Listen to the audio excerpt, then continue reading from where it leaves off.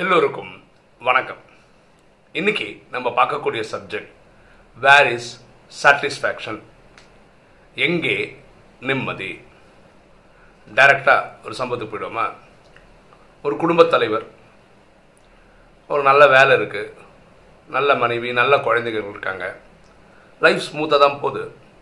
ஆனால் இவர் மனசுக்குள்ளேயே ஏதோ ஒரு குழப்பங்களை வச்சுக்கிட்டு அப்படியே ஆசை போட்டுக்கிட்டு ஏதோ ஒரு பிரச்சனை எப்பவுமே இருக்கிற மாதிரி ஃபீல் பண்ணிட்டுருக்காரு. இதை பார்க்குற ஒய்ஃப், என்னங்க எப்போ பார்த்தாலும் ஒரு மாதிரி மூட் அவுட்டாகவே இருக்கீங்க, என்ன விஷயம் அப்படின்னு கேட்குறாங்க. இல்லை, இந்த வேலை எவ்வளோ நாள் இருக்குன்னு தெரியல, எப்படி பசங்களை படிக்க வைப்பேன்னு தெரியல, எப்படி ஃப்யூச்சருக்காக சம்பாதிப்பேன்னு தெரில, இது நல்லா தான் பண்ணிட்டு இருக்காரு. ஆனால் இது மனசில் ஒரு குழப்பம் ஓடிக்கிட்டே இருக்கு. இந்த மூட் அவுட்டுனால இவர் நல்ல மனைவிக்கிட்டேயோ குழந்தைங்கக்கிட்டேயோ பேசுகிறதோ விளையாடுறதோ இந்த மாதிரி கலகலப்பாகவே இருக்க மாட்டுறாரு. மனைவி யோசிக்கிறாங்க, இதுக்கு ஏதாவது ஒரு தீர்வு காணணுமேன்னு சொல்லிட்டு அவர் பக்கத்தில் ஒரு ஆசிரமம் இருக்குது, அங்கே இருக்க குருவை பார்க்க சொல்லலாம், அவர் ஒரு நல்ல டிப்ஸ் கொடுக்குறது வாய்ப்பு இருக்குன்னு சொல்லிட்டு இப்போ கணவர்கிட்ட சொல்கிறாங்க, டைம் கிடைக்கும் போது அவர் போய் பார்த்துட்டு வாங்க, டைம் கிடைக்கும் போது போகிறேன்னு சொல்கிறார். ஒரு கடைசியாக ஒரு நாள் அவர் போய்ட்றார். அப்போது அந்த குரு கிட்ட பேசிகிட்டு இருக்காரு. குரு, இந்த மாதிரி எனக்கு எப்போ பார்த்தாலும் ஏதோ ஒன்று மண்ணில் இருந்துன்னே இருக்குது, யோசிச்சிட்டே இருக்கேன், எப்போ பார்த்தாலும் எனக்கு கவலையிலே இருக்கேன். ஆனால் ஆக்சுவலாக பார்த்தீங்கன்னா நல்ல சம்பளம் இருக்குது, நல்ல மனைவி, நல்ல குழந்தைகள் இருக்காங்க, இருந்தாலும் எனக்கு அப்படியே பயங்கர டென்ஷனாக இருக்குது, அது என்ன பிரச்சனை எனக்கு புரிஞ்சுக்கவே முடியல அப்படின்னு அந்த அங்கே நடத்தக்கூடிய அந்த குருக்கிட்ட சொல்கிறார். குரு சொல்கிறார், அது பெரிய விஷயம் இல்லைப்பா, அப்புறம் பார்த்துக்கலாம்ப்பா, வா சாப்பிடுன்னு சொல்லிட்டு சாப்பாடெலாம் போடுறாங்க அந்த சத்சங்கில். இப்போ நல்லா சாப்பிட்றாரு. சாப்பிட்டு முடிச்சோடனே, கொஞ்ச நேரம் இங்கே இருப்பா, நாளைக்கு கிளம்புற போய்க்கலாம், உன் டென்ஷனாக இருக்குல்ல, இங்கே இருன்னு. இவர் என்ன பிரச்சனை அதுக்கு சொல்யூஷனாக அந்த குரு ஒன்றுமே பேசலை. இப்படியே பேசிகிட்டு இருக்கும்போது இவர் என்னடா வந்தோம், அந்த சொல்யூஷன் கொடுக்காம சாப்பாடெலாம் போடுறாரு, நைட்டு தங்கிட்டு நாளைக்கு போன்றாரு அப்படின்னு. அப்போது இவரே போய் கேட்குறாரு, அதுக்கு என்னோட ப்ராப்ளத்துக்கு ஏதாவது சொல்யூஷன் சொல்லு. சரி சொல்கிறேன், அதுக்கு முன்னாடி ஒரு சம்பவம் சொல்லட்டுமான்னு. ஏதாவது ஒன்று சொல்லுங்களேன், எனக்கு தீர்வாக வந்தால் நல்லாயிருக்கும் அப்படின்னு. ஒரு ட்ரெயினில் யாத்திரை நிறைய பேர் போயிட்டுருக்காங்க. அதில் ஒருத்தவன் கொஞ்சம் விசேஷமானவன். அவன் என்ன பண்ணுறான்னா, அவனுடைய லக்கேஜ் வந்து ஒரு துணி மூட்டை மாதிரி கட்டி, இந்த இவங்கெல்லாம் கொண்டு போவாங்களே, அந்த துணி துவைக்கிறவங்க பல துணி வாங்கிட்டு ஒரு மொத்தம் மூட்டை மாதிரி அது மாதிரி எடுத்துகிட்டு வந்துட்டுருக்கான். ட்ரெயின் அவனுக்கு உட்காரதுக்கு ஒரு இடம் கழிச்சிச்சு. இவன் என்ன பண்ணுறான்னா, அந்த மூட்டையை எடுத்து தலையிலேயே வச்சுக்கிறான். அப்போ எல்லோரும் ஒரு மாதிரி அவனை பார்க்குறாங்க. ஏன்னா லக்கேஜ் இருந்தால் கீழே வச்சுப்பாங்க இல்லையா, அப்போ ட்ராவல் பண்ண இறங்கும்போது எடுப்பாங்க. அப்போது பக்கத்தில் இருக்கிறவங்க கேட்குறாங்க, என்னங்க எப்படி தலையில் வச்சுட்டு போகிறீங்களேன்னு. இந்த ட்ரெயின் என்ன கூட்டிகிட்டு போகுதில்ல, அது போகாதா, இந்த லக்கேஜையும் ட்ரெயின் தூக்கிட்டு போகணுமா, நான் எனக்கு தான் டிக்கெட் எடுத்திருக்கேன், இந்த லக்கேஜுக்கு எடுக்கல, அதனால் இது தலையிலே இருக்கட்டும், அப்படி வச்சுட்டு போயிட்டுருக்கேன். இந்த கதையை கட்டணும் இவன் பயங்கரமாக சிரிக்கிறான், ஊந்து சிரிக்கிறான். குரு கேட்குற, ஏன் சிரிக்கிறேன்னு. இந்த மாதிரி முட்டாளங்களும் இருப்பாங்களா? ட்ரெயின் போகும்போது போக வேண்டியது தானே, அதில் லக்கேஜை கீழே வச்சுட்டு இறங்கும்போது எடுத்துகிட்டு போக வேண்டியது தானே, யாராவது தலையிலே வச்சுட்டு ஜேர்னி ஃபுல்லாக போவாங்களா? எனக்கு இவனை பார்த்தா சிரிப்பாக இருக்குது அப்படின்னு. அப்போ குரு சொல்கிறேன், நான் சொல்கிறேன், அந்த பிரயாணி யாருன்னா நீ தான் அப்படின்ற. அவனுக்கு ஷாக் ஆகிடுச்சு, என்ன சொல்கிறீங்க அப்படின்னு. ஆமாம், நம்ம எப்படி ட்ரெயினில் போகும்போது நம்ம லக்கேஜெல்லாம் கொண்டு போனாலும் மேலேயோ கீழேயோ எங்கே வைக்கணுமோ வச்சுக்கிறோம், அதுக்கப்புறம் ட்ரெயின் ஜேர்னி பண்ணுறோம், இறங்க வேண்டிய இடம் வரும்போது அந்த லக்கேஜ் எடுத்துகிட்டு இறங்கி வரும். இது பொதுவாக எல்லோரும் பண்ணுறது. இதே மாதிரி தான் வாழ்க்கைன்ற ஒரு ஜேர்னி, எல்லோரும் பிரயாணம் பண்ணுறோம். அந்த ஆளை மாதிரி நீ வந்து உன் பிரச்சனைன்னு ஒன்று ஏதோ ஒன்று வச்சு தலையில் வச்சுக்கிட்டே இருந்து ட்ராவல் பண்ணுறது எப்படி புத்திசாலித்தனமாக இருக்க முடியும்? யோசிச்சு பாரு. இங்கே இருக்கிற எல்லாருக்கும் ஏதாவது ஒரு பிரச்சனை இருந்துகிட்டு தான் இருக்குது. அந்த பிரச்சனையே வச்சுக்கிட்டு வாழ்கிறதுன்றது ரொம்ப டென்ஷன். எப்படி இந்த பிரயாணி வந்து தலையிலேயே லக்கேஜ் வச்சு போயிட்டுருக்காரோ அந்த மாதிரி.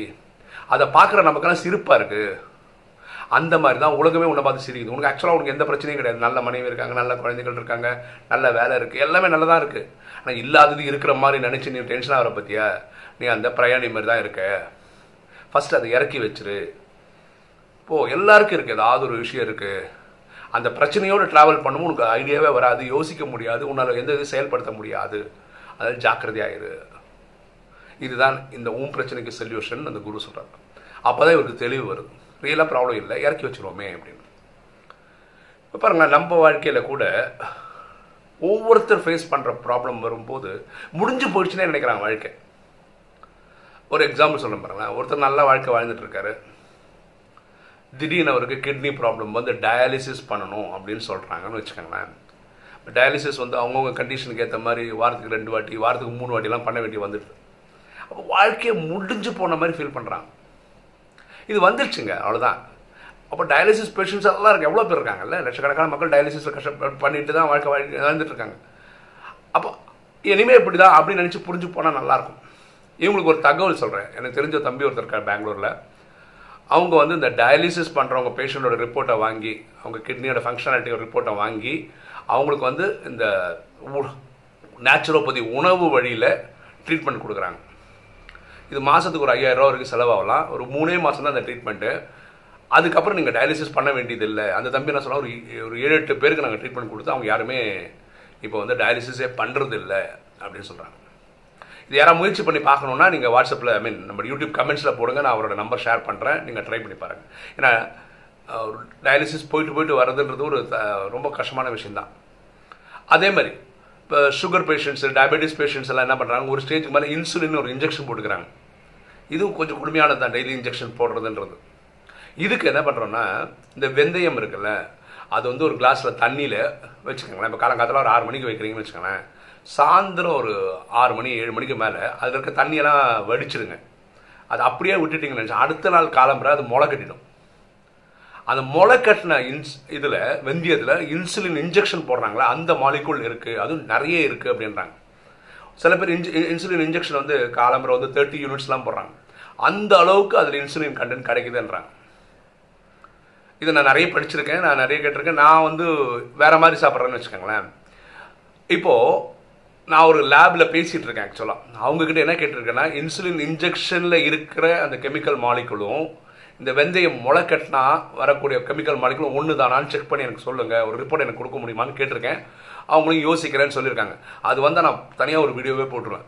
ஏன்னா அது ரெண்டும் சேமாக இருந்ததுன்னா மக்கள் இன்ஜெக்ஷன் போட்டு கஷ்டப்பட வேண்டாம். ஒரு இன்ஜெக்ஷன் நூற்றுக்கணக்கான ரூபா கொடுத்து வாங்கிட்டு இருக்காங்க மக்கள். அதை நம்ம உடச்சிடலாம். ஸோ அதுக்கான முயற்சி பண்ணிட்டோம். பாருங்களேன், ஏதாவது ஒரு ப்ராப்ளம்னா அதுக்கு சொல்யூஷனும் இருக்குது. அதே மாதிரி என் ஒய்ஃபுக்கு பேக் பெயின் வந்து கிட்டத்தட்ட ஒரு 2 மாதம் படுத்து படிக்க தான் இருந்தாங்க.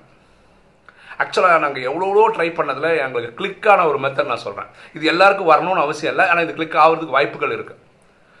ட்ராக்ஷன் ஒன்று இருக்குது, அதில் கண்டினியூஸ் ட்ராக்ஷன் ஒன்று இருக்குது. இந்த கண்டினியூஸ் ட்ராக்ஷனோட ஃபார்முலா மட்டும் சொல்ல முடியும். நமக்கு பேக் பெயின் கீழே வந்து டிஸ்க்கு பல்ஜ் ஆகுது, இது மாதிரி தான் ப்ராப்ளமு. இந்த இது ஷோல்டருக்கு மேலே ட்ராக்ஷன் அப்படி தான் இருக்கும். இப்படி பிடிச்சி மேலே இழுப்பாங்க, இடுப்புக்கு கீழே அந்த பக்கம் இழுப்பாங்க. அதாவது இப்படி இழுப்பாங்க. அப்படி இந்த கண்டிஷன் இழுத்து அந்த கண்டிஷன் அப்படியே விட்டுற வேண்டியது. அப்படின்னா என்ன அர்த்தம், சப்போஸ் ஒரு எக்ஸாம்பிள் சொல்கிற மாதிரி இப்படி இருக்குது, இப்படி தான் லாக் ஆகிருக்கணும்னு வச்சுக்கோங்க. இயற்கையாகவே இது விலகி வர்றது தான் நமக்கு வந்து டிஸ்க் ப்ராப்ளம்னு சொல்கிறோம். திருப்பி இதே எடுத்து விடணும்னா என்ன பண்ண, எலாங்கேட் பண்ணிவிட்டு ஒரு 45 மினிட்ஸ் காலம்புற கண்டினியூஸ் ஆக்ஷன் பண்ணியிருக்கோம். அதே மாதிரி சாயந்தரம் இந்த மாதிரி ஒரு 20 நாள் பண்ணியிருக்கோம் ஒய்ஃப். இதில் நல்ல விஷயம் என்னன்னா, ஒய்ஃபை ஃபிசியோதெரபிஸ்ட் தான் இந்த எக்யூப்மெண்ட் எங்ககிட்ட இருக்கிறதுனால நாங்கள் இதை பண்ணிட்டோம். இப்போ யாருக்காவது தேவைப்பட்டா அந்த ஆப்ரேஷன் பண்ணுறதை விட இந்த செலவு ரொம்ப கம்மி தான். சில இடங்களில் 100 ரூபா, சில பேர் 150 ரூபா, சில 200 ரூபா ஆகும் இந்த ட்ராக்ஷன் காலம்பரை பண்ணுறதுக்கு.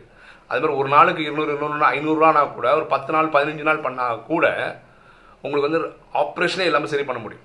நாங்கள் ராமேஸ்வரத்தில் போய் நாங்கள் பண்ண ட்ரீட்மெண்ட்னா சித்த வைத்தியம் பண்ணியிருந்தோம்.